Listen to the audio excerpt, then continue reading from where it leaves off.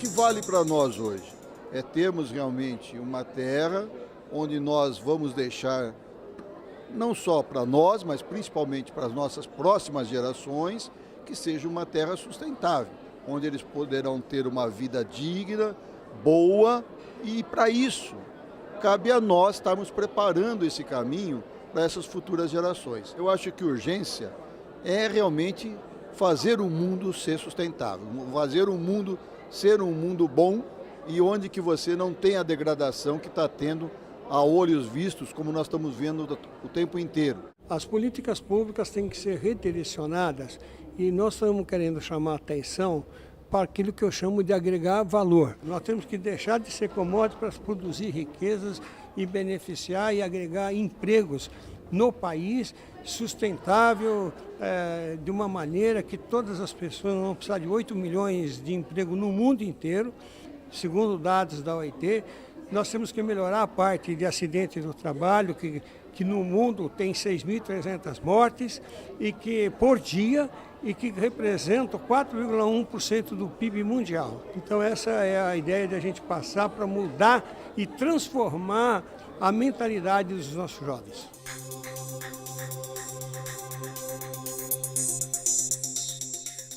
Quando eu sou perguntado qual é o maior benefício da aeroespacial, qual foi o maior benefício dos cerca de 5.000 satélites que a humanidade já colocou em órbita da Terra até hoje, eu não tenho nenhuma dúvida em dizer-lhes que a maior descoberta da área espacial foi o planeta Terra. Quando acabou a Segunda Guerra Mundial, os alemães tinham desenvolvido foguetes, que na verdade eram mísseis, que eles arremessavam contra a Inglaterra, e os americanos tinham desenvolvido a bomba atômica. A partir do final da Segunda Guerra, russos, soviéticos, na época, e americanos começaram a disputa pela hegemonia do planeta. Foram esses mísseis desenvolvidos para lançar bombas atômicas que permitiram, em 1957, a colocação do primeiro satélite artificial da Terra, denominado Sputnik, desenvolvido pela União Soviética.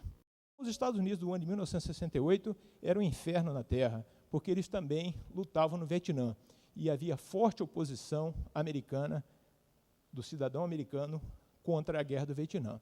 Mas eles decidiram, então, adiantar uma viagem à Lua, e eles orbitaram a Lua no dia 24, na noite do dia 24 de dezembro de 1968.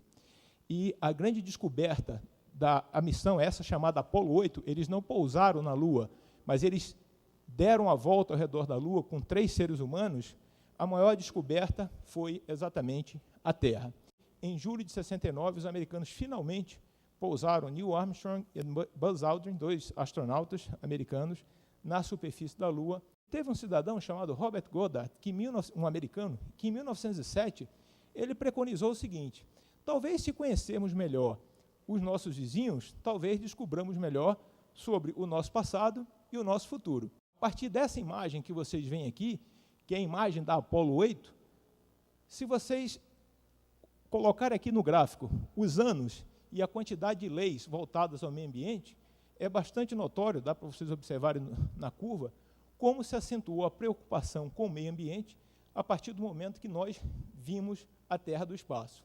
E aquela imagem levou um dos astronautas da missão Apollo 8, chamado Bill Anders, dizer o seguinte: nós viemos tão longe para explorar a Lua, e a Lua está a 384 mil quilômetros da Terra, e viemos explorar a Lua e acabamos descobrindo a Terra, porque a Terra, vista à distância, oferece uma dimensão completamente distinta daquela que nós temos olhando aqui da nossa superfície. A partir da aeroespacial, você começa a olhar ao nosso planeta em uma outra dimensão, em uma outra perspectiva.